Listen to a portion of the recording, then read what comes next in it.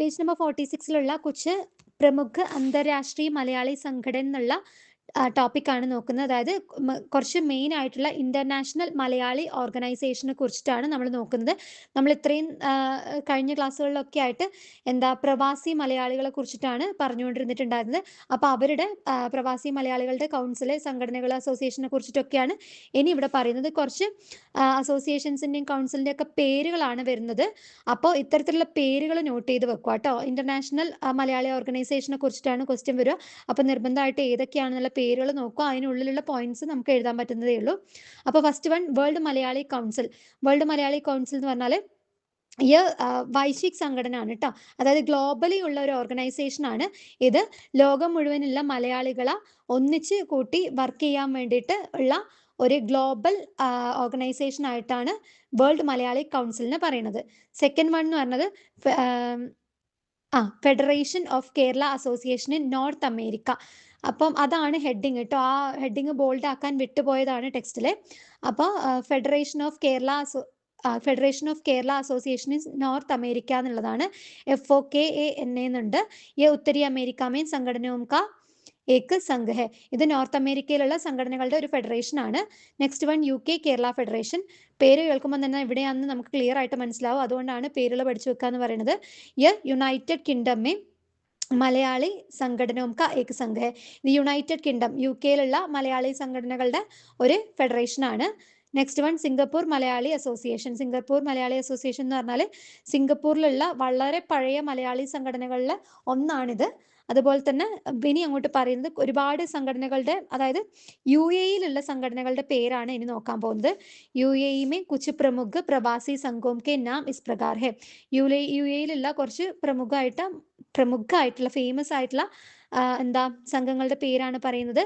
Indian association Sharjah, India social and cultural centre Abu Dhabi Malayali സമാജം.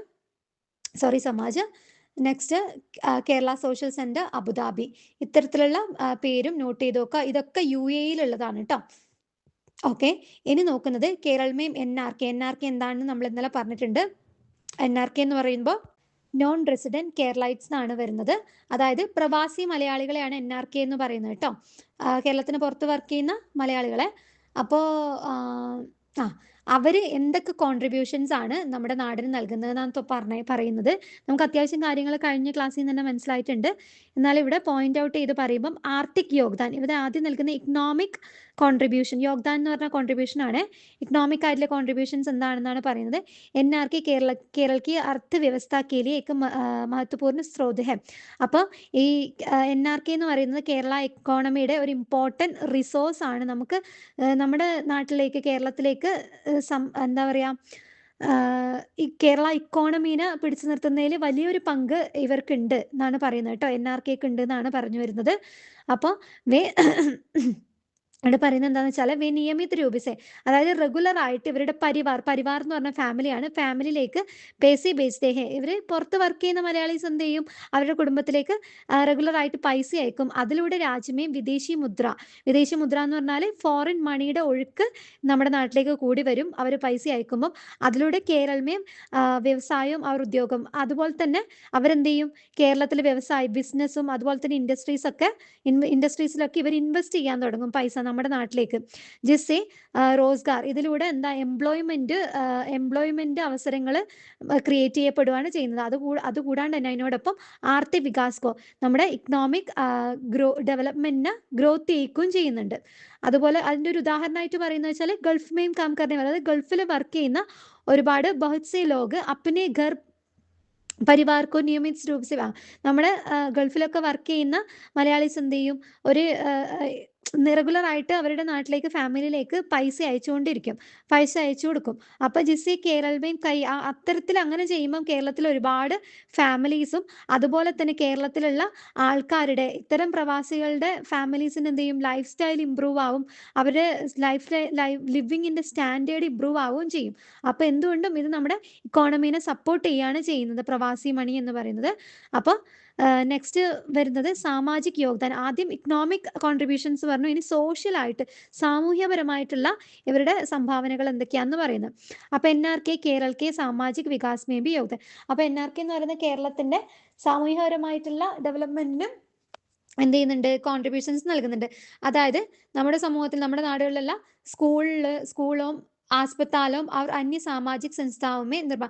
അപ്പോൾ നമ്മുടെ നാട്ടിലുള്ള സ്കൂളുകളും അതുപോലെ തന്നെ ഹോസ്പിറ്റലുകൾക്കും അത് കൂടാണ്ട് തന്നെ മറ്റ് സോഷ്യൽ ഇൻഡസ്ട്രീസിനൊക്കെ നിർമ്മാണം, അതിൻ്റെ കൺസ്ട്രക്ഷനും അതുപോലെ തന്നെ രഖർഗാവ്, അതിന് മെയിൻ്റെനൻസിനൊക്കെ വേണ്ടിയിട്ട് ഇവർ ഡൊണേഷൻസ് നൽകും പ്രവാസി മലയാളികൾ.